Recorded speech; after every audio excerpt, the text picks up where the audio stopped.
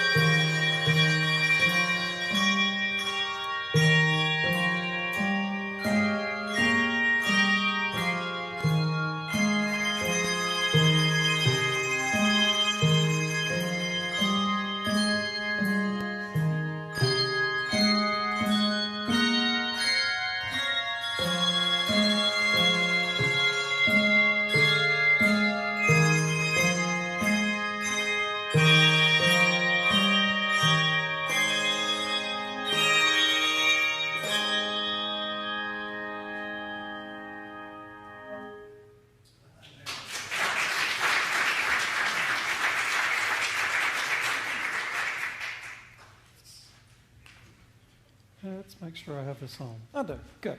Well, good evening. Go ahead and got to give them the signal to go ahead and switch up. Between songs, there'll be a little bit of conversation going on. Part of that is there are a lot of things that have to come off the tables, go on the tables. Sometimes you'll see a bell or chime go from front to back, top to bottom. So you'll see a little bit of movement. We are Bells of Lake Norman. I'll talk a little bit more specifically about our group a little bit later in our performance, but I want to thank you for allowing us to come. Other than playing at a nursing home, Elizabeth she snuck out. Bells of Lake Norman, this was the first location that we actually had our first concert at. So it's always a treat for us to come back here.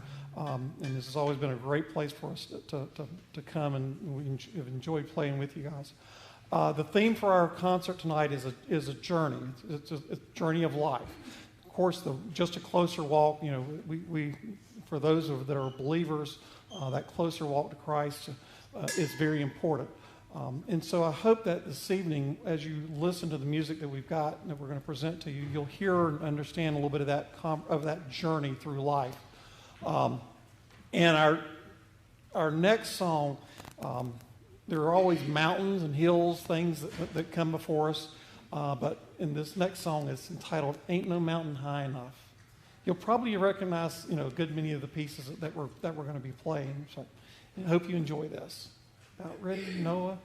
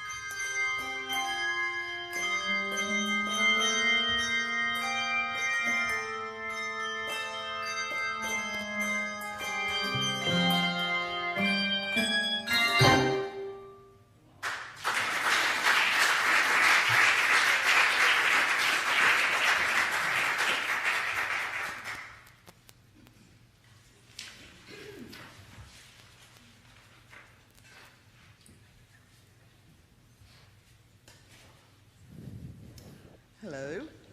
Hello. I'm Carol Moser, and I'm going to tell you a little bit about the next piece. It is an African-American spiritual, which is based on the Bible story of the Battle of Jericho, where we know Joshua led the Israelites against the Canaanites. According to Wikipedia, this was composed in the first half of the 19th century and was first recorded in 1922. I was lucky enough earlier this year to make a trip to the Holy Land. And when I got to Jericho, and you see these massive ruins and these stones and rocks, and all I could think about was Joshua at the battle, like this song. And so I hope you, as you listen to it, you'll probably recognize it. And I hope you have this, you can see this vision of Joshua leading the Israelites around the city, playing their trumpets, and then when they, seventh time around, they did the shout, and the walls came tumbling down. So I hope you like this arrangement. It's by Richard McKee.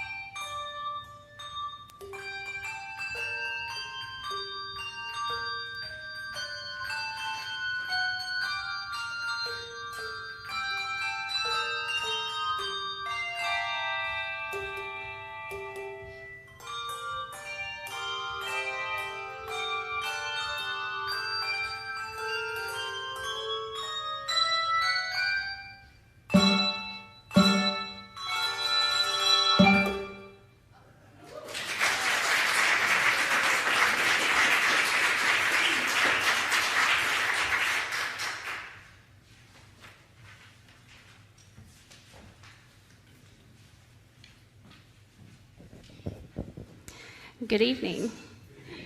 My name's Dawn, and our next song is Standing in the Need of Prayer. So in our journey of life, sometimes we're moving along really well, and sometimes we just need to stop, and we need to talk to the Father. This song talks about not my father, not my mother, not my sister, not my brother, not the people that are shouting, not the members I've been doubting, not the preacher, not the sinner, not the deacon, not the teacher. It's me, it's me, it's me, oh Lord, standing in the need of prayer.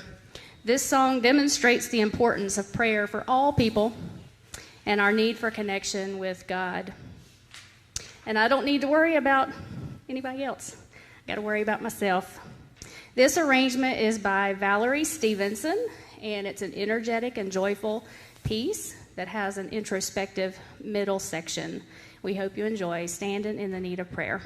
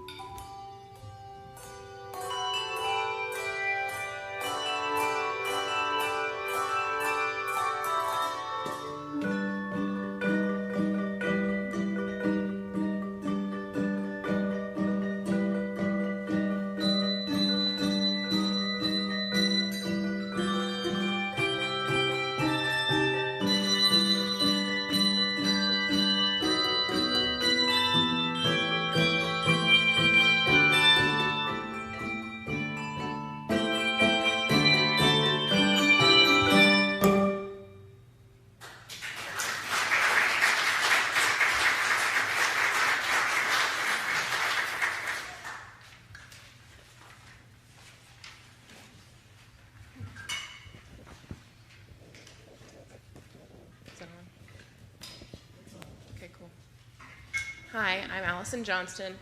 I've been with the group for a hot second. Been here multiple times. So our next song is coming from Pictures and an Expedition from 1874, written and composed by Modest Mussorgsky.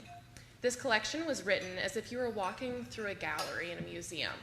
The paintings he depicted were paintings of his friend Victor Hartmann. The selection we have chosen to play for you this evening from Pictures of an Expedition is the lyrical serenade, if I'm going to say this right again, I Vincello Castello, or The Old Castle. So The Old Castle is one of the most beautiful, melancholy pieces of the Russian music. The picture of Hartmann's that they believe the song was composed about is a watered color depiction of a medieval Italian castle, a long forgotten castle in the woods of a fairy tale, with a singing troubadour who accompanies himself with a lute. He's singing a wistful song before the high walls not knowing whether anybody else is listening. So while you guys are listening, take a walk with us through the art gallery and into this painting. Enjoy.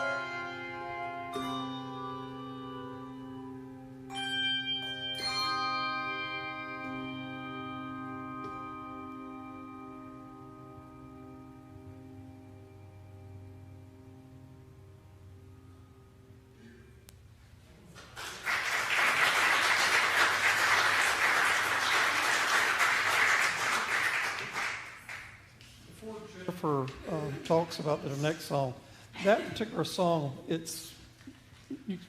Noah's got the heaviest bell on the table, and it calls for him to ring it throughout the entire thing, just like Sarah rings hers throughout the whole thing. So it's weight-wise. It's the reason why you saw him put it up on the stand, just to try to help save his arm.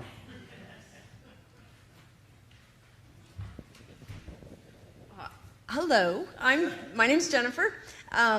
We have climbed a mountain in our journey of life, and we have stood in the need of prayer, and we've walked through a museum. Well, now my personality fits a little bit more with dancing, and that's what we're about to do. We're going to take you on a saber dance. This was written by Aram Khachaturian. Everybody say that. Khachaturian, very good. He was from Armenia. And at the time he wrote this, Armenia was part of the USSR. And he wrote this about at the brink of USSR's entrance into World War II. He wrote this he wrote a ballet. And this is at the very end of the ballet. And no, we are not going to do any ballets, don't worry. But this is a wedding celebration. And he wrote this piece because it was very much in the folk heritage of Armenia. They do saber dancing. And so this whole part of the ballet is all the young men showing off their saber skills. And you'll hear that in the piece. One thing, every single one of you has heard this piece many, many times. You just may not know it. It's been featured in movies and TV commercials and cartoons. Imagine clowns chasing each other all over a circus. You've heard saber dance. Imagine a dog chasing a cat, Tom chasing Jerry. You've heard saber dance. Or kids having a wild party at home with mom and dad gone. You've heard saber dance. So now you're going to hear a whole nother version of it. It was not written for handbells. A lady named Martha had some sort of a death wish for handbell ringers. And a man named John Johnston said, hey, we can do that. So we are going to do our best attempt at getting through this festive dance. Thank you. She said it correctly. Get through it. Yes.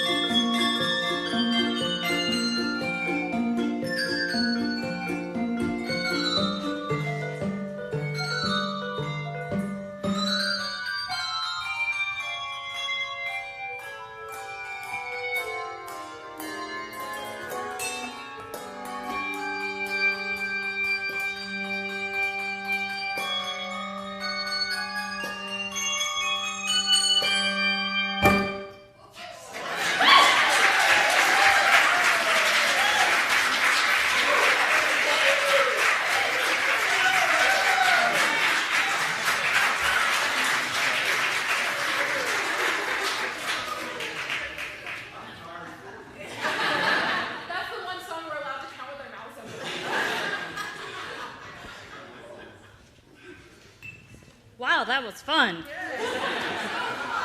Let's do it. No, just kidding.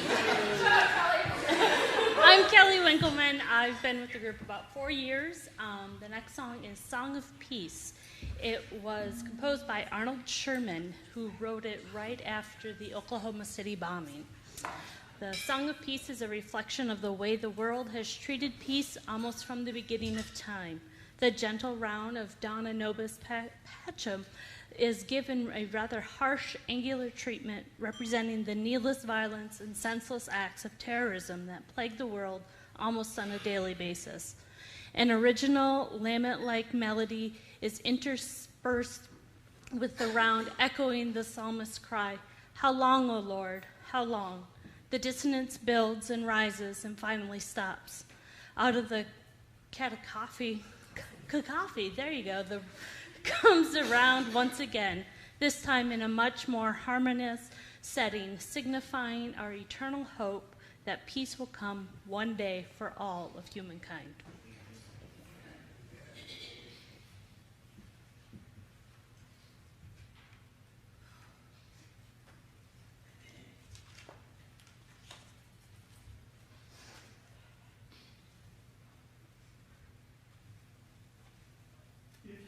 Song when we get to that section of the piece, the choir will be singing. If you know it, feel free to join in.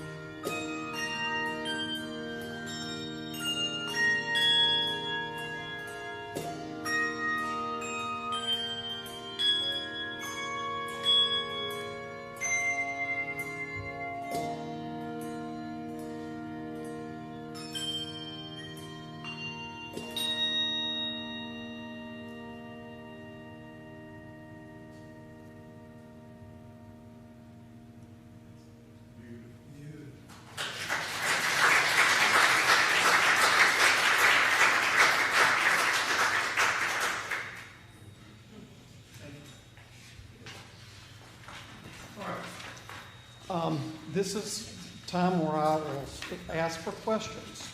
If you have questions about the group, I'll talk a little bit about the group, but also give you a chance to ask your questions. Bells of Lake Norman was started in the fall of 2014. Started off as a quartet, as many of you, if you've been around, know. Elizabeth was one of the original four of the quartet. And we have since then obviously grown into the group that you see behind me. We ring on 5 octaves of handbells, 5 octaves of hand chimes, and 2 octaves of silver melody bells.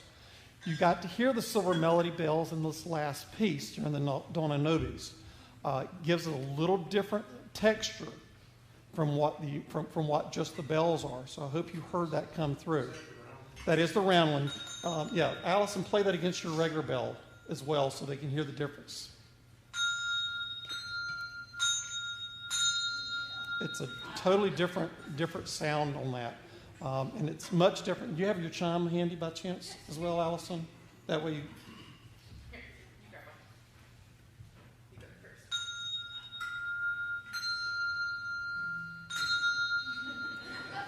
You practiced that.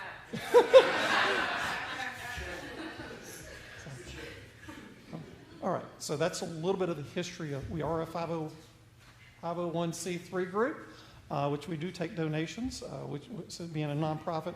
We are very fortunate that Center Presbyterian Church over in Mooresville has graciously allowed us to use their facility and their equipment. Of the equipment that you see behind me, the tables and the mallets are ours. Okay? Cost for things is not cheap. The mallets alone we just purchased earlier this semester were just over $900 for just the mallets. The bells themselves, there are two manufacturers in the United States. They've just recently had a price increase. 5 octaves of bells for one manufacturer is about $39,000. The other one's $46,000. That's just for the handbells.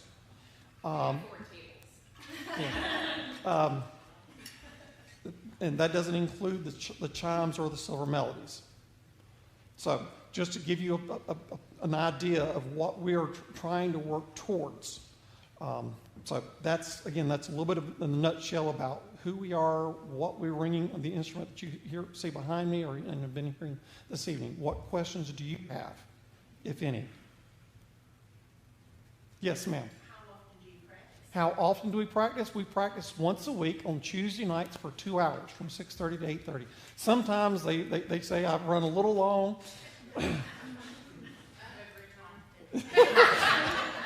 So, yes, great question. Any other questions? Yes, ma'am.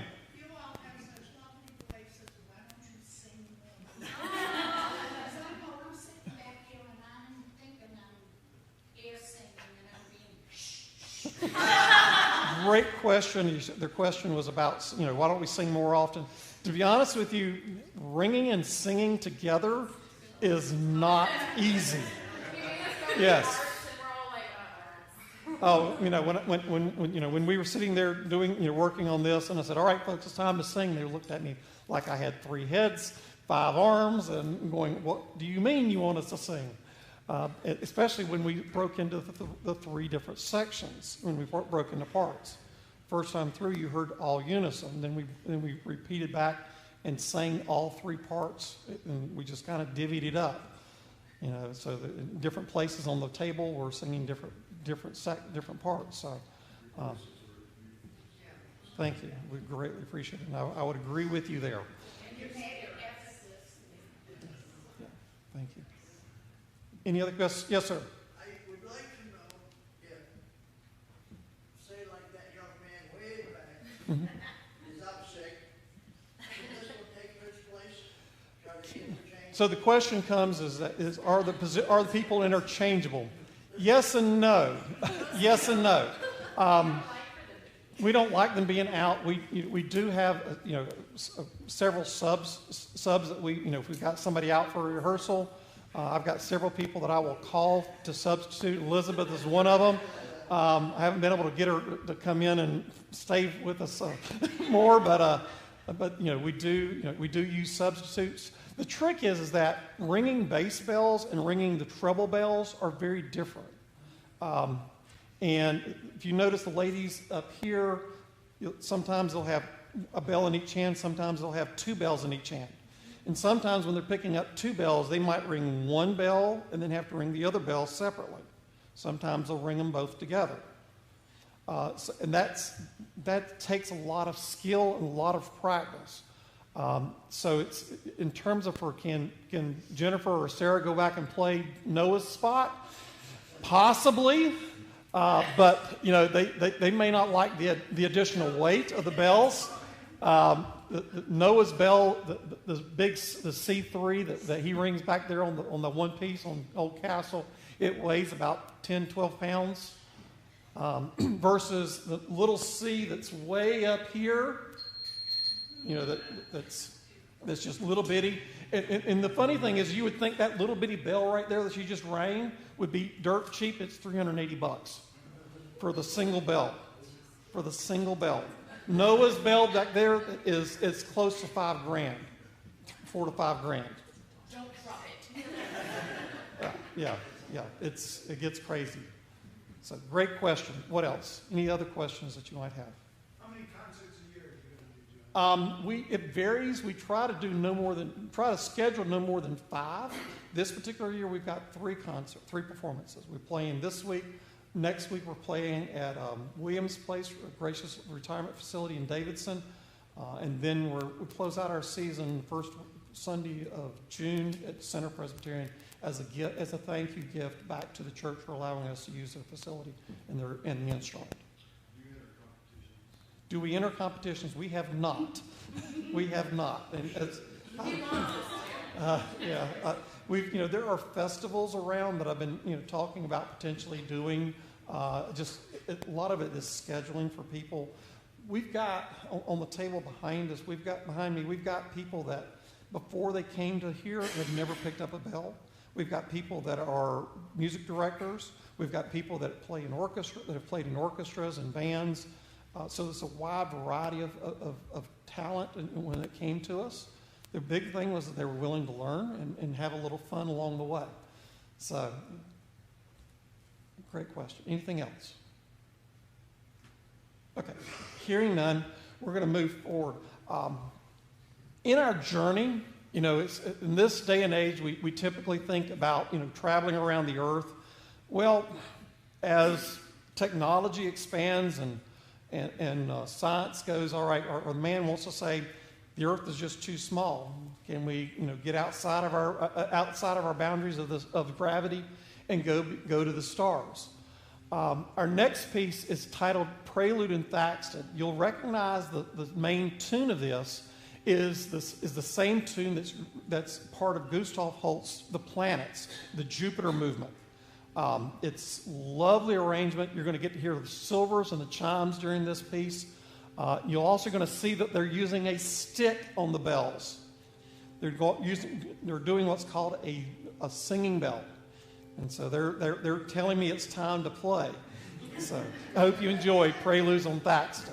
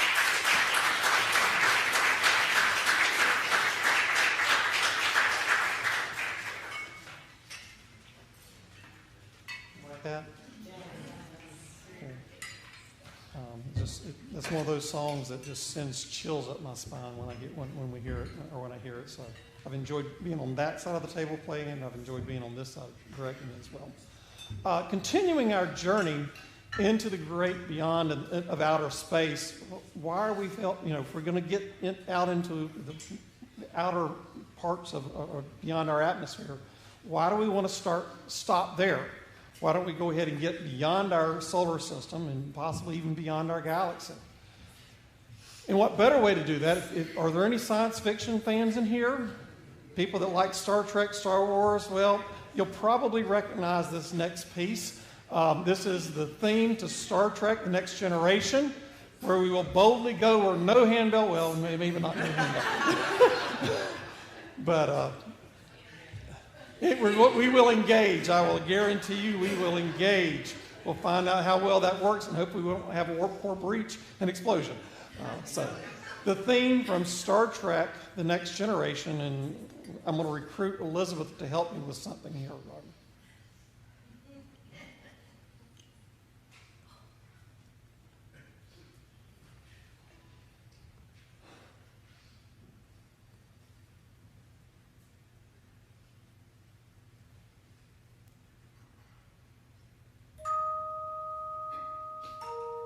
Space, the final frontier.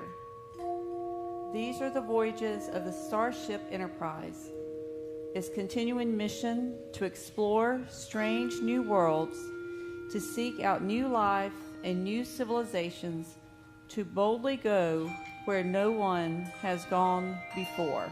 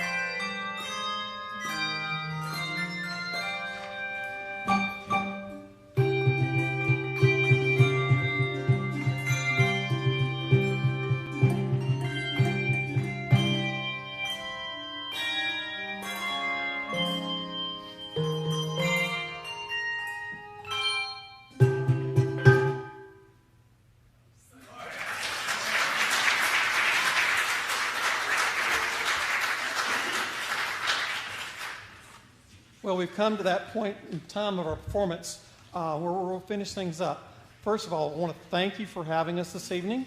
I hope you've had the time of your life. Not that that's not our next song, which it is. I would exactly. I would invite you if you'd like to talk with the ringers and look at the music, talk to them about what's going on on that side of the table. You've heard enough from me, but thank you again for coming out and joining us tonight. I hope you've enjoyed this journey as we've walked through. But this is the time for the time of our life. Thank you again.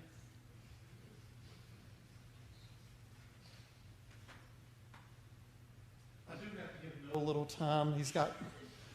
Noah's actually covering 2 positions.